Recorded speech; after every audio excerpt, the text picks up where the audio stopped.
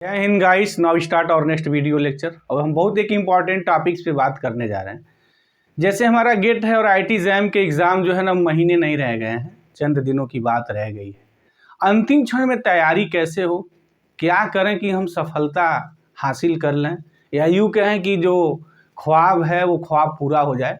तो उसके लिए हम कुछ बात करने जा रहे हैं और इस वीडियो लेक्चर्स को बहुत ध्यान से आप देखिएगा, एक एक पॉइंट्स को आप समझने का प्रयास करिएगा कि अंतिम क्षण की जो तैयारी होती है ना, साल महीनों की तैयारी पे भारी पड़ती है।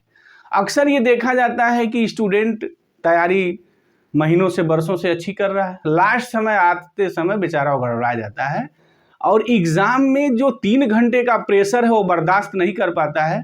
3 घंटे का जो प्रेशर है उस पर हावी हो जाता है। कहने का मतलब क्या है कि एग्जाम उस पर हावी हो जाता है, वो बेचारा एग्जाम पे हावी नहीं होता है और अंतिम परिणति जो होती है निगेटिव हो जाती है। तो हम अंतिम क्षणों में किस तरीके से तैयारी करें कि जो हम है वो 3 घंटे में एग्जाम पे हावी हो जाए, ना कि एग्जाम मुझ पे हावी हो। तो पहली चीज ये है ना कि देखिए, बात चाहे जंग युद्ध या कंपटीशन की हो ना, इसके जीतने के लिए हमारे दो बड़े इंपॉर्टेंट चीजें हैं और फैसला हमेशा अंतिम क्षणों में होता है। आपकी तैयारी क्या है वो अंतिम क्षणों में मायने नहीं रखती है। सब लोग 10 घंटा 12 घंटा पढ़ रहे हैं, तैयारी एक कर रहे हैं, लोग एक ही पढ़ रहे हैं, सब चीज़ें हो रही हैं, लेकिन अगर उसमें सब परसेंटेज देखा जाए तो 1-2% जो है हमारे नेशनल लेवल पे स्टूडेंट सफल हो रहे हैं। उसके पीछे रीजन क्या है? रीजन उनकी तैयारी का नहीं है, रीजन उनके नॉलेज का नहीं है, रीजन रणनीति का है। जैसे मुझे एक बात याद आती है कि जब सिकंदर के सामने पोरस खड़ा हुआ ना, तो सिकंदर का लोग बताते हैं दोनों जो पैर थे ना वो कांप रहे थे, हिल रहे थे, और उसकी सेना में जो है ना उसकी सेना का आत्मविश्वास कम हो गया था। जैसे लगा था कि नहीं, इससे तो हम जीत ही नहीं सकते, बट रणनीति ठीक नहीं थी। और जो लोग हिस्ट्री पढ़ते हैं जानते भी हैं कि यहाँ के लोगों को युद्ध कौशल से हराना आसान नहीं है, यहाँ के लोग भारी हैं। रणनीति नहीं है अगर सही से है तो आप युद्ध हार जाएंगे। अगर आपके पास रणनीति अंतिम क्षण की सही नहीं है तो कंपटीशन आप जो है क्रैक नहीं कर सकते हैं, कंपटीशन निकाल नहीं सकते हैं।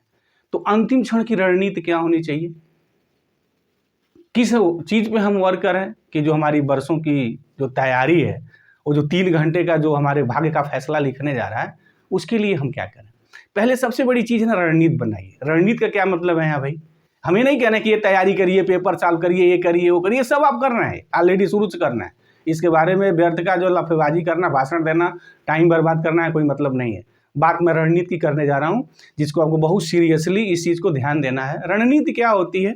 रणनीति सबसे पहले ये है ना कि आपने देखा होगा, जो एक आध बार दिए हैं वो जरूर देखे होंगे कि उनकी कमी कहाँ है। अपनी कमी को पकड़िए। जैसे आप क्वेश्चन पेपर सॉल्व कर रहे हैं, अपना टाइम लगाएं, 3 घंटे में सॉल्व करने का प्रयास कर रहे हैं, नहीं सॉल्व कर पा रहे हैं, कोई क्वेश्चन है फंस जा रहे हैं, तो जो कमी है ना उस कमी पर आप फोकस करें। पहली चीज यानी रणनीति का जो पहला हिस्सा होना चाहिए, अपनी कमी पे फोकस करिए।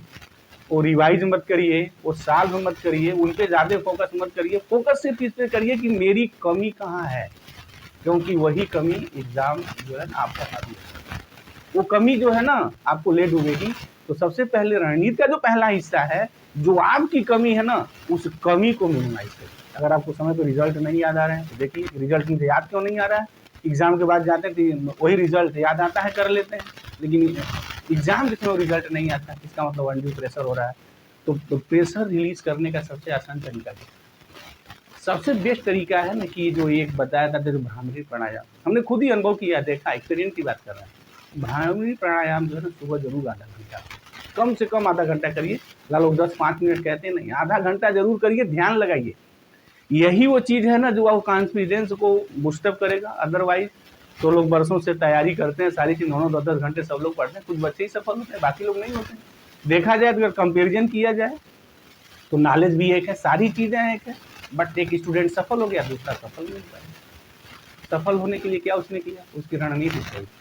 कहा भी जाता है जिसकी अगर रणनीति सही है ना तो कम नॉलेज और कम परिश्रम की जंग जीती जा सकती है। तो पहली चीज़ अपनी रणनीति बनाइए। दूसरी बात यह है ना कि अगर आपसे with in time question solve नहीं हो रहा है, इसका मतलब जो है आपका कॉन्फिडेंस लेवल जो है ना वो कम है।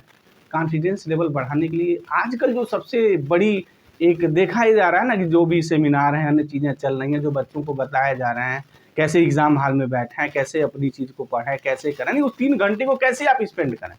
आपने 9 महीने साल भर जो तैयारी की है उसका कोई मतलब अब नहीं है क्योंकि अंतिम क्षणों में वो 3 घंटे को मुझे मैनेज कैसे करना है, यही आपको सीखना है।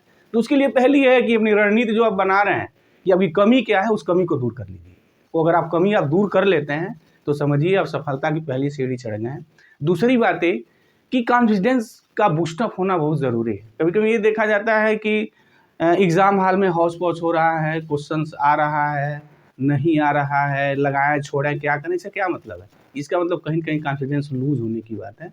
तो सबसे बेस्ट जो तरीका है ना, आप ध्यान करें, भ्रामरी प्राणायाम करें, डेफिनेटली ये अंतिम क्षणों में आपको बहुत फायदा मिलेगा। आप करके देखिए, प्रत्यक्षम किम प्रमाणम, आप खुद करिए, खुद इसका रिजल्ट लीजिए। तो मुझे उम्मीद है कि अगर ये 2 बातें आप ध्यान में रखते हैं तो अंतिम क्षणों में जो एग्जाम का प्रेशर है ना वो कम होगा। तो थैंक यू गाइस, जय हिंद।